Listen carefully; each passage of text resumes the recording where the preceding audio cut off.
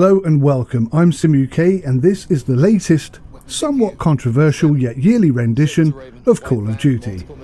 This time it's Modern Warfare version 2 and it's set in the fictitious country of Urzikstan, which borders Russia and predominantly focuses on the freedom fighters Farah and Hamir, who are brother and sister.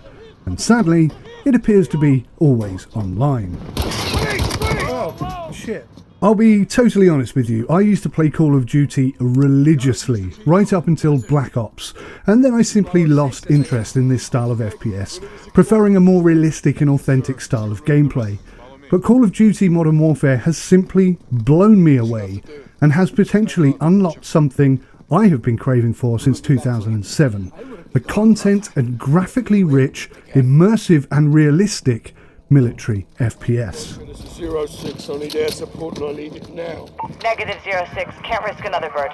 Having moved away from the Call of Duty arena in favour of more realistic and rewarding experiences, I was enticed back in for the World War II edition in 2017. All of my worst fears were realised in that abomination of a game. It was so bad and I felt so repulsed by it that I completely wrote Call of Duty off for good, vowing to never purchase another edition. I really felt that this was the beginning of the end of Call of Duty, and in many ways, I was genuinely hoping that it would be. Reposition across the roof. Now. Dig in. I want a line of sight across that field. So Call of Duty Modern Warfare version 2 certainly did not rank highly on my radar. I had no interest and absolutely no intention of buying it. That was until I watched one of my favourite British game reviewers called Worth a Buy. We are from a similar era of gaming, and on many levels we agree about what is good and what is not good for gaming. I'd say Mac is more of a gamer than I am, and I'm definitely leaning more towards the simulation end of the spectrum. But on the most part we do often, not always, but often form similar conclusions. So I was a little taken aback when Mac was so positive about the campaign mode in Call of Duty Modern Warfare. So surprised, in fact, that I immediately ordered the game. I'll be honest, I was a little fearful that Activision had somehow got to him. Maybe he was being paid off in some way. So I had to see for myself, and you know what? He was absolutely right. This campaign is incredible. All quiet. Hang on, got movement. Midfield, 11 o'clock. Where? Negative, just the wind. Hold your mud. They're watching us, Captain. Another word and I'll send you out there. Yes, sir.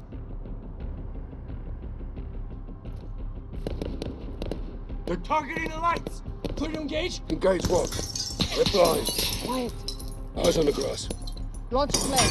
Put them off in the light. Illumination rounds. Load us up, Kyle.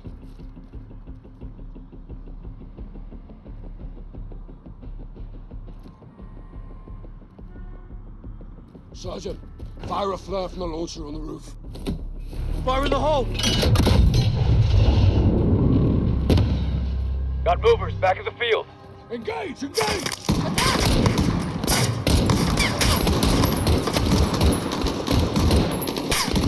They're coming from the east! Moving in the field! Enemy, dead!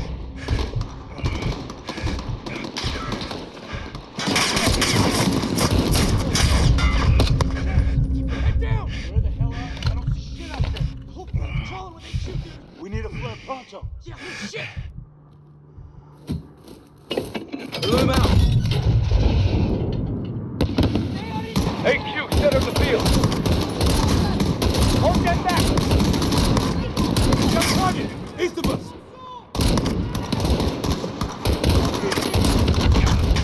Dead! By the bomb crash! Got target.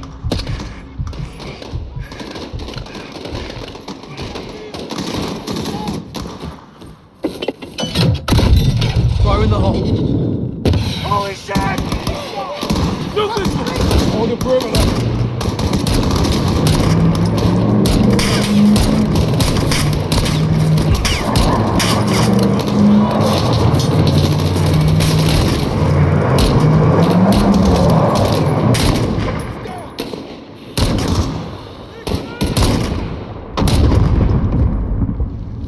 Last one, Captain. Send it. Fuck Give me a round count. Getting low. About half. Almost out. Check your shots. Make them count. War is not glamorous, it is not fun, and it most certainly is not fair. Innocents will die, families will be destroyed, and children will suffer. Simply put, war is filthy, heart-wrenching, and terrifying. In the campaign mode, Call of Duty Modern Warfare has captured that with one of the most incredibly immersive and visually astounding experiences I have ever seen. Unlike the many D-Day landing gaming experiences we've had over the last 15 years, for the first time I would say that this campaign has really captured the horror of war, and in doing so, Call of Duty has potentially opened a new door that could entice players like me looking for realism back to the franchise. There's a tank down here! Hurry! Clear that rubble! Bring the saw! We've got someone here! Cover your eyes!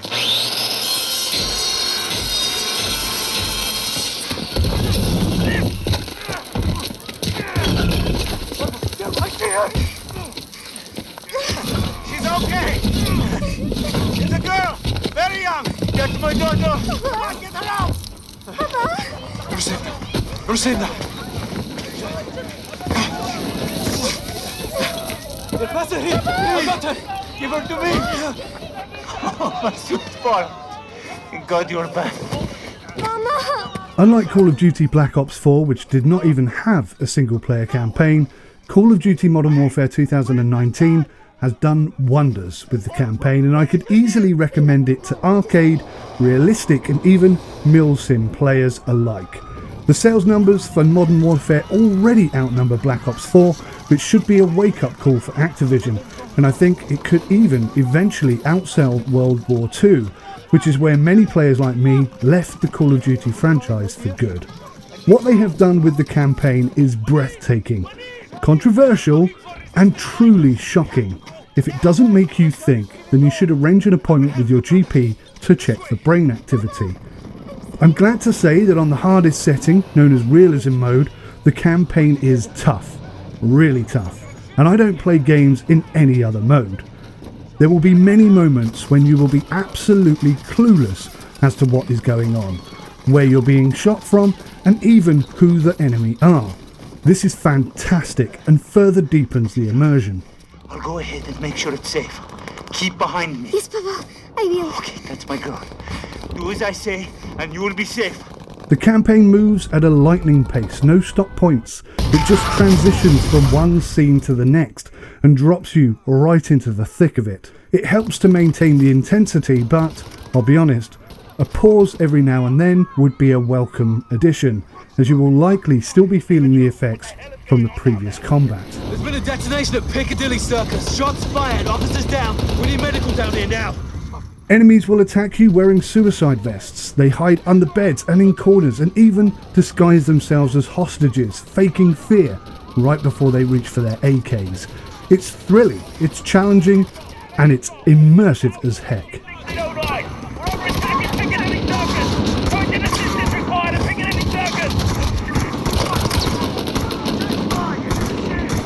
The characters are incredible, especially Captain John Price, a fan favourite, but all characters' faces and movements are lifelike, and the voice acting is absolutely spot on. The cutscenes sadly are bugged out at the moment with excessive stutters, and unfortunately that sort of ruins what could have otherwise been a perfect campaign story. A fix for this is coming, and it's probably worth replaying the campaign a second time just to get the full effect. Lieutenant John Price. Where are the others? In there. Straight ahead. Stay close. Right, let's go, boys. The campaign also introduces some new gameplay styles. The level where you direct the assistant using the building's CCTV system, in my humble opinion, is an absolute joke, further confounded by the linear movements of enemies. If they were dynamic, then this would be 100 times better. How didn't he see her? Look, I mean, look, you can see through the bloody thing. Corner ahead of you. Go. Why did she go that way? Throughout the campaign, there are a variety of missions available, requiring different techniques and skills in order to complete, and ultimately they keep the campaign interesting and challenging. The gun mechanics are poor at best, with limited to no recoil, but the guns, the surroundings and the explosions are absolutely incredible, and visually this game is equally astounding. Aim 2 notches above the green jug and 1 notch behind.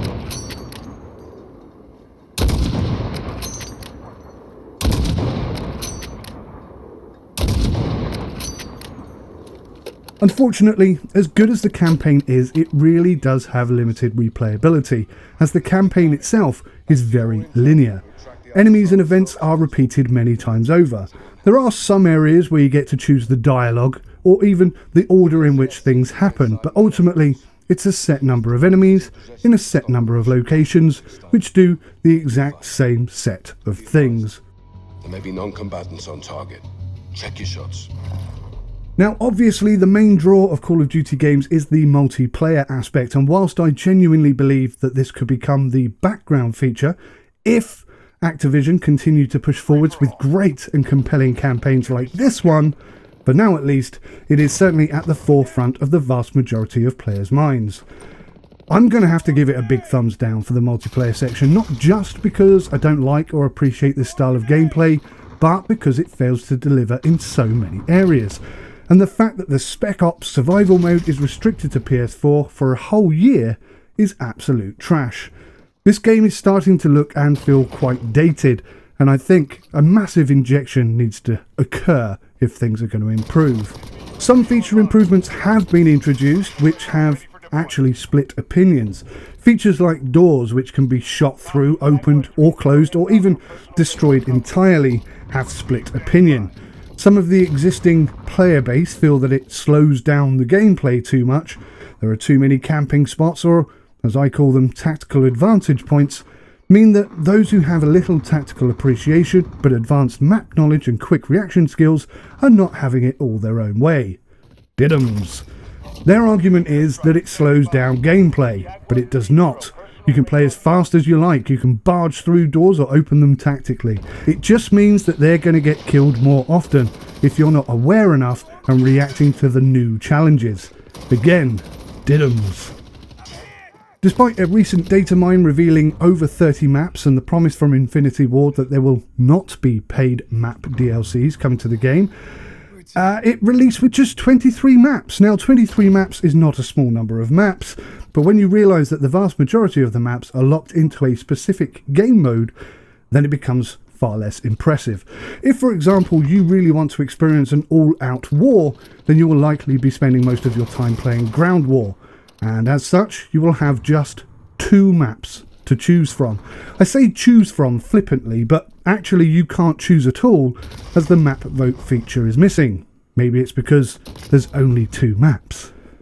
There are quite a few fan favourite maps available, as the marketing team like to describe them. Personally, I just consider them to be copy and paste time savers.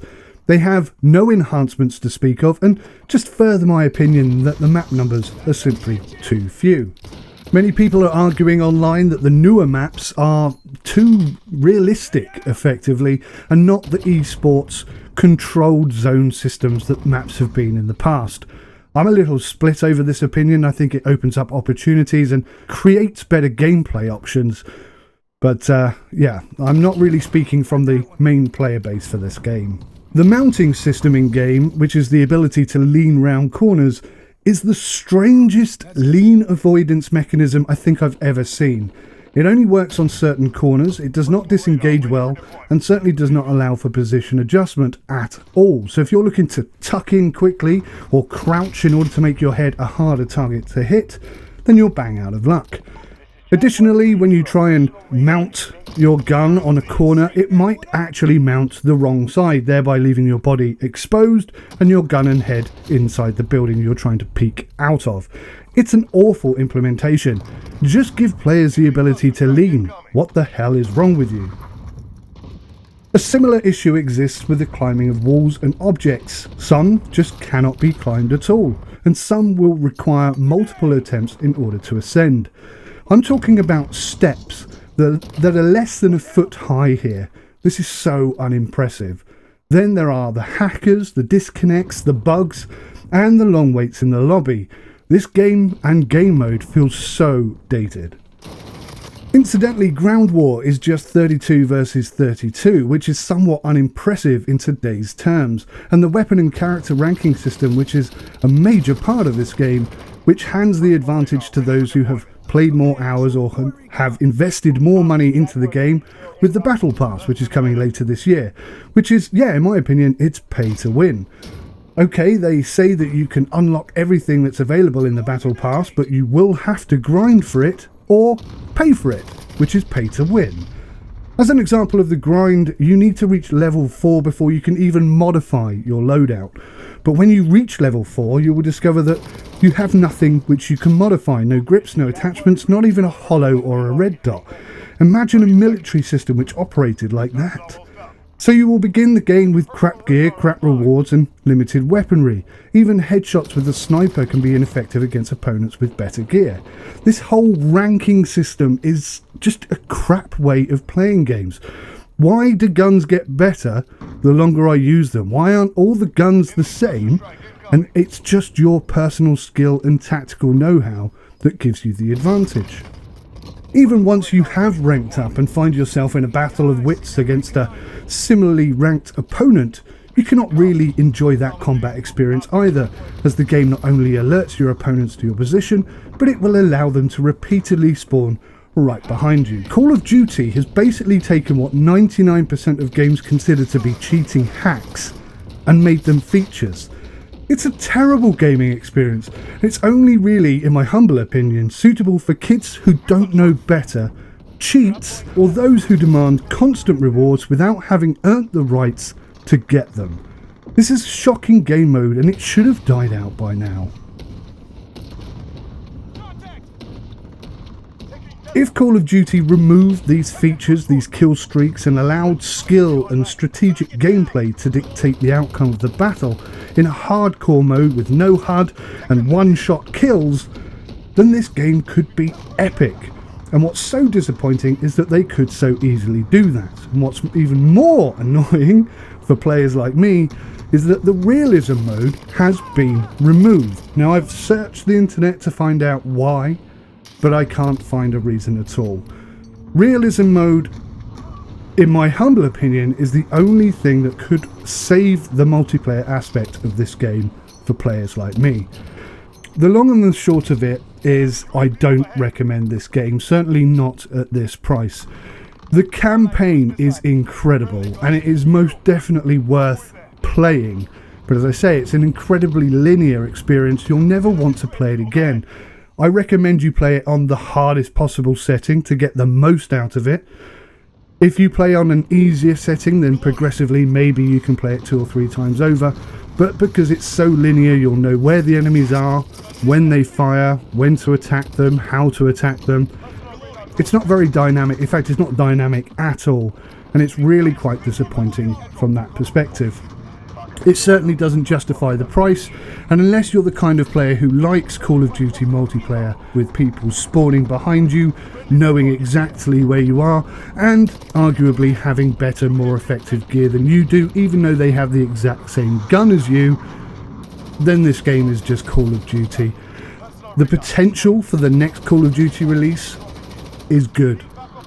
The campaign alone could be the selling point for the next Call of Duty. I honestly think this run around shooting multiplayer aspect of the game should be a sideline, and the single player campaign mode should be enhanced and explored even more, because what they've done here is incredible.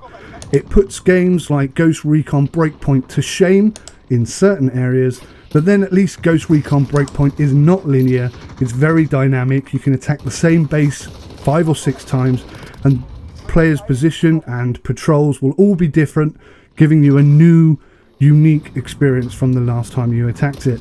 That simply doesn't exist here. The campaign is, for me at least, I'm not going to play it more than twice.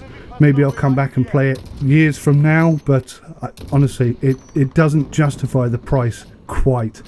If this game goes on sale, and I'm sure it will do at some point, I highly recommend you grab it just for the campaign. If you're looking for something really immersive, then it will deliver on that for you, but only once or twice at the most. Hopefully you've enjoyed this review, and thanks for watching. Take care of yourselves. Goodbye for now. Friendly precision airstrike on the way.